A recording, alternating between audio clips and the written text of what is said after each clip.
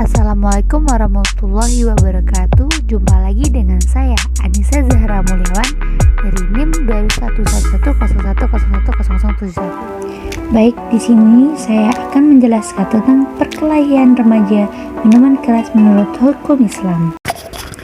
Baik, perkelahian antar pelajar atau remaja adalah suatu bentuk tindakan atau kekerasan yang dilakukan oleh suatu kelompok pelajar dengan kelompok pelajar lain yang berusaha untuk menyingkirkan pihak lawan dengan menghancurkan atau membuat pihak mereka tidak berdaya.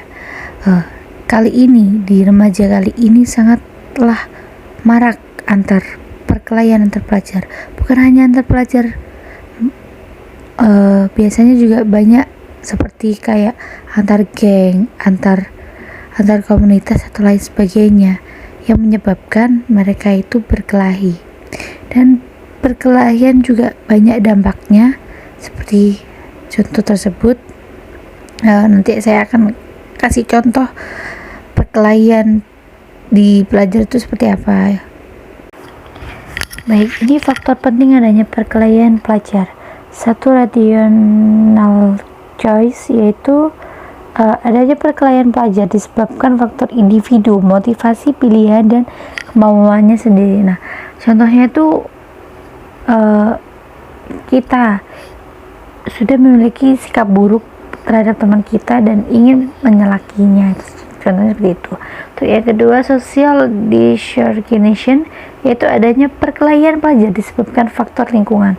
Nah, terkadang contoh dari faktor ini banyaknya di luar sana yang memiliki antar geng. Nah, itu di luar lingkungan gitu.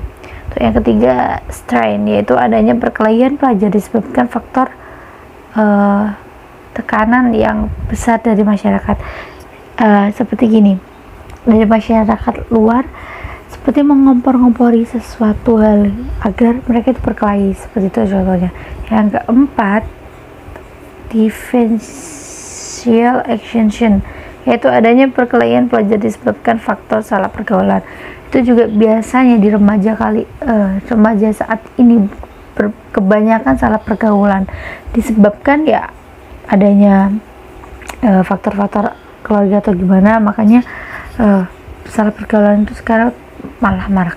Yang kelima, labelling, yaitu adanya perkelahian pelajar disebabkan faktor terbiasa dicap sebagai pelajar yang nakal. Ya, contohnya seperti biasanya ya, pelajar itu sebenarnya itu tidak nakal, cuman kayak ada yang ngecap nakal seperti itu. Untuk yang keenam, mold phenomenon, yaitu adanya perkelahian pelajar disebabkan faktor jenis kelamin, bahwa anak laki-laki lebih nakal dibanding anak perempuan. Tapi kebanyakan di remaja saat ini bukan hanya laki-laki saja, perempuan pun tuh terbilang ada yang nakal.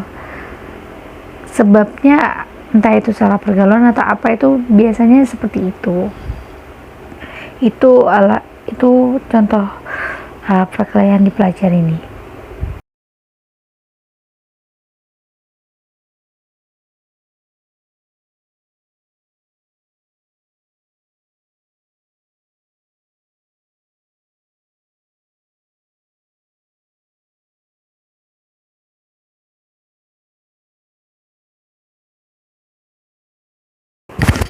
Nah, ini contoh ikhtiar mencegah perilaku menyimpang. Nah, yang pertama, beri kesempatan yang banyak agar pelajar dapat mengembangkan segala minat, bakat, dan potensinya. Yang kedua, mewujudkan kehidupan keluarga yang harmonis. Yang ketiga, jangan membiasakan menyamaratakan potensi anak meski dengan saudaranya sendiri, justru itu menjadi pemicu iri hati. Yang keempat, mengembangkan pribadi yang optimal melalui pendidikan di sekolah. Yang kelima, bentuk perkembangan pelajar di lingkungan sekolah dengan baik. Yang keenam, membentuk banyak organisasi atau lembaga yang mewadahi aktivitas pelajar atau anak. Dan yang ketujuh, melakukan usaha untuk meningkatkan kemampuan pelajar atau remaja di bidang tertentu sesuai minat bakat dan masing-masing.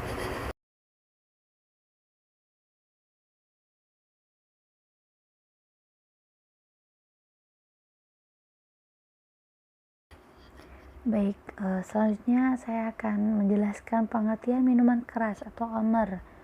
Khamar adalah jenis minuman dan makanan yang dapat memabukkan dan menghilangkan kesadaran seseorang. Makna lainnya adalah segala apapun yang memabukkan atau merusak akal sehat. Berlandaskan pengertian tersebut, segala jenis narkoba termaksud makna dari khamar. Rasulullah SAW bersabda, setiap yang memabukkan adalah khamar dan setiap khamar adalah diharamkan. Hadis riwayat Ahmad dan Abu Daud. Begitu besarnya kerugian akibat minum khamar, antara lain menjadi sumber penyakit, merusak syaraf dan mental, bersifat racun atau meracuni, merusak liver, merusak akhlak, dan sumber segala kerusakan.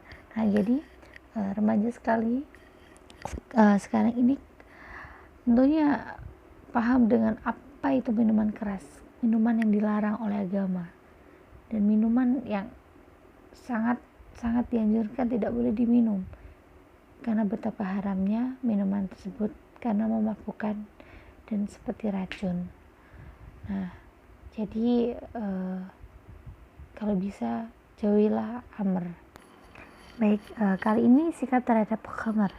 1. Tidak coba-coba memakai atau meminum khamar atau miras karena bahaya dan mudaratnya sangat besar baik bagi diri sendiri, keluarga, masyarakat, bangsa, dan negara. Dan yang kedua, khamar judi berkorban atau mempersembahkan sesuatu untuk berhala dan mengundi nasib. Semua itu adalah rij, yakni sikap dan perbuatan yang amat sangat tercela, buruk, keji, jijik, kotor, bahkan bisa memakna najis. Dan yang ketiga, bagi pihak yang berperan dalam pembinaan umat, pentingnya melakukan pentahapan dari mulai yang ringan, sedang, dan berat, bersama-sama menemukan kenapa ini boleh dan itu tidak boleh gitu. Yang 4, mengedepankan pola hidup bersih lahir batin, menjauhi sikap dan perilaku yang menjadikan kehidupan rugi secara cepat dan drastis. Baik, jadi ya kesimpulan untuk pembelajaran ini, kita sebagai remaja jangan mudah berkelahi dan lebih mendekatkan kepada Tuhan agar kita tidak mudah terpancing emosi untuk halnya berkelahi cuman hanya gara-gara masalah sepele atau bagaimanapun itu. Jadi kita sebagai remaja khususnya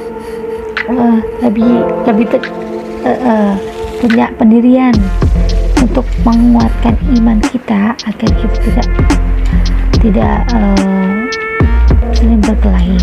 Dan untuk buat remaja kali ini